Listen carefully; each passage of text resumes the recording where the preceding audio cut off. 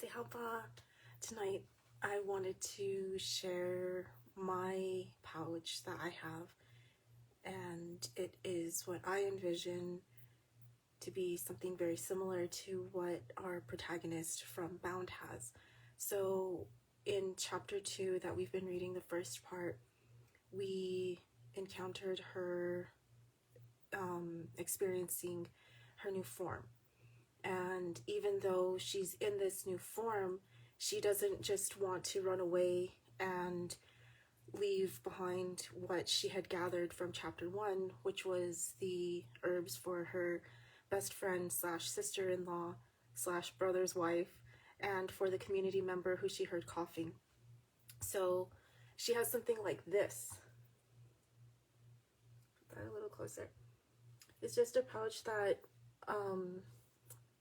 a lot of the women will put on their belt, or at least that's what I grew up with. I mean, it's mine. It was given to me. It was made for me by my clan mother, who's passed away. Her name was Lucy. I called her Mama Lucy, but she was the Eagle clan mother before, and she was also like my, I guess what you could say, godmom in English. Like, she's the one that took me in and helped me with a lot of the traditional things. I don't want to speak too much more on that, but like basically she was the one who really took me under her Mama Eagle wing, and she was with me when we danced for the first time together. Well, my first dance, not hers of course, but like our first time together, yeah. But she gave me this pouch, or she had it made for me, I should say. And then so what we would do is feed it through here. It's a little bit dusty. I have white cornmeal, so, and usually we'll have either a snap, or like in this case, it's this loop that goes around. And then, yeah, like you can see, it's pretty deep. It's like my whole hand can go in there. And this is the kind of pouch that the protagonist had. She had her cornmeal in there. She was carrying her herbs in there, and also her breakfast. So what we would do is, okay, so here's like a belt, right? And you would feed your belt through these loops, and so then you would feed it through there, and it would look something like this around your waist. And then it's really secure. Like, I mean, I've danced, and in dancing you're jumping in a way, and so it's like it's very secure. It doesn't open or drop anything. I've never ever lost this. I've had this for decades now. Like, I've had this for a really long time. So I just wanted to share that, because now we're going to continue on with the rest of chapter 2. Excuse me. Gosh, excuse me. I'm drinking sparkling water. I didn't think it would make me burp, but gosh, excuse me. But yeah, so the protagonist is carrying this in her mouth, because she just has her paws, right? So she's carrying this in her mouth as she's running back to her pueblo, because she wants to give her family and community the herbs that she collected, but she doesn't know how to do that without getting killed or something, because of course now she's in a different form. She's not showing up in her human form anymore. She's showing up as a mountain lion.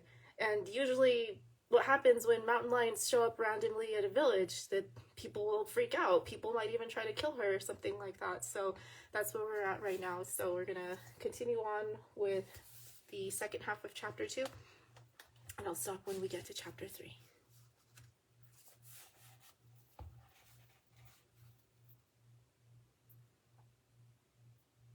With a newfound determination, she raced back on all fours towards her village, her heart pounding in sync with her thundering paws. Her muscles surged with strength, propelling her forward with a speed that was both exhilarating and disconcerting. This powerful new form was a testament to her transformation, yet she remained deeply connected to her human identity. As she sprinted through the terrain, she felt the intense duality within her, a blend of her human essence and the raw, formidable power of the mountain lion, each essence contributing to her current identity as both and yet neither. This blend of identities fueled her journey, driving her to bridge the chasm between her transformed self and her family, ensuring that her love and care remained steadfast even in this unfamiliar form.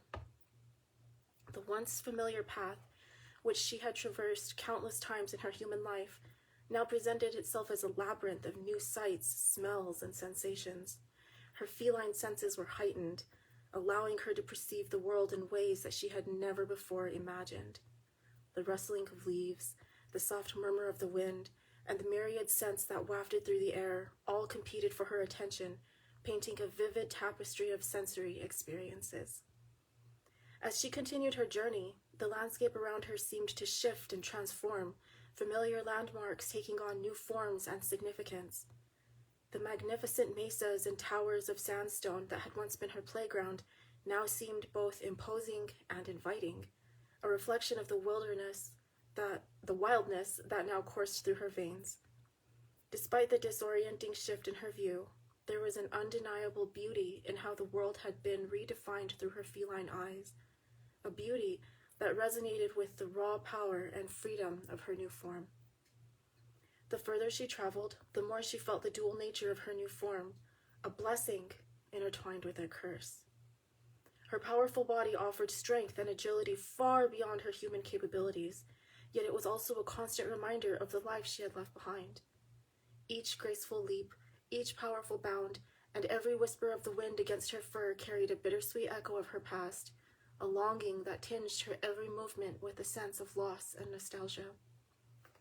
Yet, despite her struggle to reconcile her two selves, she could not deny the exhilarating freedom her mountain lion form bestowed upon her. It was a delicate balance, a dance between the fragile human she had once been and the formidable creature she had become. As she raced toward her village, she understood that she would need to harness the strengths of both worlds, melding the resilience and power of her feline nature with the depth of her human spirit, to succeed in her quest to reunite with her family. I'll be right back. I need to blow my nose. I don't want to do that on camera, so I'll be right back. I'm so sorry.